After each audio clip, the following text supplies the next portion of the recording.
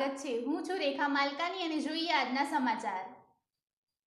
અરવલ્લી જિલ્લામાં જિલ્લા મેજિસ્ટ્રેટના જાહેરનામાનો કડક અમલ કરવા એસઓજી પોલીસે વધુ એક કાર્યવાહી કરી છે। મોડાસા ધનસુરા હાઈવે રોડ પર શીકા ગામ ચોકડી સ્થિતમાં ખોડલ માતેશ્વરી હોટલમાં તપાસ દરમિયાન રાજ્ય સરકારના ગૃહ વિભાગે નક્કી કરેલ ગુણવત્તાવાળા સીસીટીવી કેમેરા ન લગાવ્યા હોવાનું બહાર આવ્યું છે।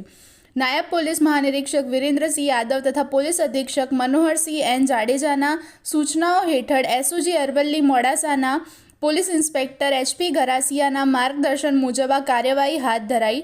હોટલ માલિક કૈલાશભાઈ રતનભાઈ જાટ ઉંમર વર્ષે 28 સામે ધનસુરા પોલીસ સ્ટેશનમાં ભારતીય ન્યાય સંહિતા 2023ની કલમ 223 મુજબ ગુનો નોંધી કાયદેસરની કાર્યવાહી કરવામાં આવી છે।